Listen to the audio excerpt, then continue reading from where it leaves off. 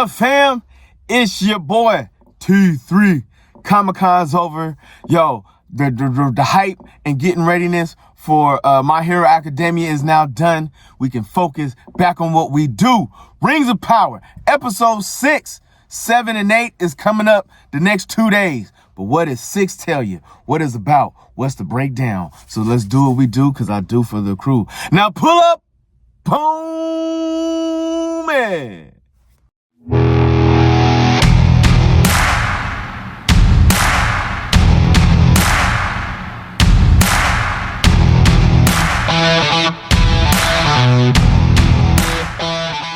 Oh, what it is, what it do. What up, Afro Tuck Nation, Geek Town? What's going down? It's your boy T3. We're hanging out here doing that thing, man. All right, let's finish out the last of the Rings of Power, episode 6, Lord of the Rings, everything coming up. Episode 6 had a little bit of legacy with it, a little bit of historicness with it, a little bit of past movies with it, and the development of the stories coming along. All right. We know that the king of the dwarves is changed. He has become very greedy with gold, and they know the deeper they dig into the mountain, the more gold that they get. But what the king does not realize, the deeper in the mountain that he goes, Balrog, the beast of all things, the demon below the cavern, is there waiting to be released and take over for what goes down. But he has all rings, the 7 rings that the dwarves have. He has the other 6, but he's only willing to give them up as if the other dwarves from the other caves or mountains are willing to give up half of their fortune. And you can see the Ring of Power slowly taking place up in everything that's going on. We know that Galadriel is a prisoner of the orcs, and the head orc is holding her captive because he wants to confirm who Sauron is. And she's going to give him that information. But Sauron playing both of them right now. You know what I'm saying? I need you to tell him who I am. And at the same time, I need you to bring in the orc army, because the big question has been, how did Sauron, with the orcs hating him the way he has in all of these movies and timelines and everything else, and everything that we've seen in the Ring of Power, the orcs did not really have love or any wanting to be a part of Sauron. So how did he gain power over the orcs when you go to the Lord of the Rings movies? This is where those answers will bring about those things right there. This is what the father, the orc that is ahead of them all, which we will get into the history of that. He is the head of them all. His bloodline runs through every orc that is down there, which is why they follow him, which is why they call him father, which is why they see him as the head, because his bloodline runs through them all. And they're willing to follow him into battle.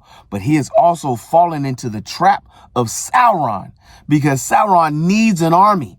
And how to get that army is to get your army. And they will follow me once I come and conquer everything that needs to be done. Yo, Galadriel doesn't figure that out till almost the end of the episode, because she is in the belief that she only needs to destroy the rings that are being hand touched by Sauron. No, sweetheart. Those rings are all created by the power of Sauron. He might not have made the first 3 by the elves, but his influence is still there. Now, the son of the king of the dwarves is trying to fight against his father, because he has gone back to the ring maker and was like, look, man, something going on with my father. And it didn't go on until he took that ring, until he got that ring to help him connect to the mountain. And so then now the ringmaker is having questions. He's like, wait. He's bugging out, going all through these changes, and he's finding himself conflicted. That's the word I'm looking for. Conflicted on what he's supposed to do, how he's supposed to go. And Sauron, being the master manipulator that he is, oh my gosh, Broham. Yo, not only did he change how this man, because once he gets into your mind, he can influence your thoughts and influence what you see. And what he saw when he went outside was the people playing, having a good time, doing things fun. Yo, guys, all is great. Yo, peace, love, and happiness, all that fun stuff. But that's not what was really going on. You know what I'm saying? The orcs was getting ready to attack. Galadriel is locked up in the prison. Fireballs are heading towards your city. And the man has made you feel like, yes, we can finally do the 9 rings of men and all these things. So it's all about what is going down in this world, son. And he has no inkling of what's going on. He gives him the magic hammer that he needs, that Sauron has forged to help make sure that his malice, his essence, his power is forged into the last rings of power, to the 9 rings of men. Because you got to remember, these 9 rings of men are going to be like his lieutenants, his armor bearers. When I need something done, I'm going to send you 9, and you will eviscerate anything that's out there in this world. You didn't even know I had that dictionary word, did you? Yeah, that's right. So that was on that. Now, where do you say the connection is happening? Let's go back to the Hobbit. Yo, when the dwarves were in the castle, and they were not the castle, the mountain, okay, in the Hobbit, and that dragon was covering the treasure and all those things. All that gold is from that king. That king just hoarded all that gold into his mountain. And your dragons have a love for things that are shiny and gold. They're just as greedy. Now, that's not like they're going to go to the store and spend it, but they're just as greedy and hoard it just as bad. And the dwarves wanted his gold back. You know what I'm saying? To go back to his kingdom. Yo. And all that gold, and that's where that connection for that, they connected us back to the Hobbit on that. All right, what's going on with mortal man?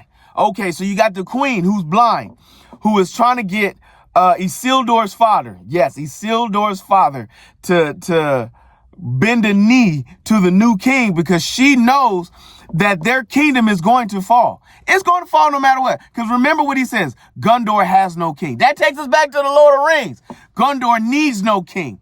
Gondor has no king. They had the steward that was in there that was running. That's because all the kingships, all the legacy gets eviscerated and dies and gets obliterated.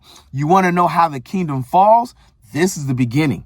This is how it goes down, because this man took the throne away from her.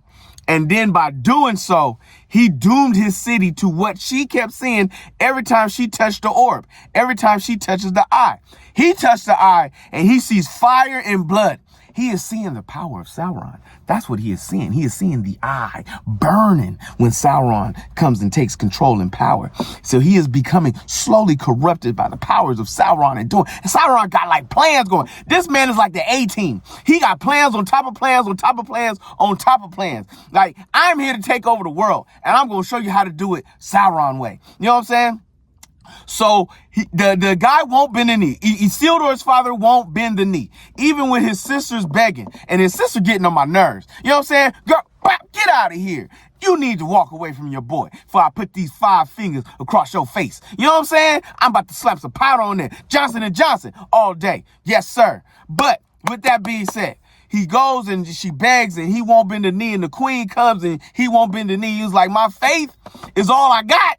All I got is my faith. So my man goes to get ready to be thrown into the sea under the judgment of the king of the people. And she comes and she's like, I will die. I will take the sacrifice. Boy, if they don't be throwing Jesus in a lot of things, let me tell you. Boy, anyhow, yo, so then he's like, yes, I will sacrifice. I will die. If faith is going to begin somewhere, it's going to begin with me. And they throw her into the pool. And they throw her into the water. Because now the guy that's the king is feeling like, yes, once I get rid of her, I can just take over everything. Everything will be mine. The monster that Sauron scared in the water, this beast, the Kraken, the thing that is in there, they threw her in there to die from, sees her, looks at her, and even the monster knows that Sauron is not a good idea, that Sauron is not the one you want to be, and throws her back onto the land which gives her back the power and brings her followers back, which now is going to create a giant divide into the kingdom. Let the fall begin. Gondor will be fallen and they will have no king, and they will not have a king again until Aragorn, the writer, the man, the return of the king, episode 3 of Lord of the Rings, comes back and takes his rightful place with your man's daughter. Woo! Boy, I'm trying to tell you, there is so much happening in this particular episode. The story is continuing. It's still connecting. We still got 2 more episodes to go. The breakdown continues. Episode 6, Rings of Power. Boy, you ain't ready. It's about to go down. Keep your eye out, because I'm telling you right now, you ain't ready. You ain't ready. All right, fam. Yo, the weekend is coming. Things are going down. I already told you we're going to talk about the last 2 episodes of The Ring of Power. I'm finally going to go see Transformers 1. Next week, Venom drops, but you know your boy is going to try to catch it as early as possibly can. First things first, better or for worse, we're going to do what we do. And then, on top of all of that, you know what I'm saying, all the things that are dropping over the holiday season. It's foggy out here. It's looking like London skies. I can't wait. Woo, it's getting greedy, baby. So you know how it is. If you see your mans in the streets, hit them with the beats. Hit them with a jingle jangle, baby. Jingle jangle.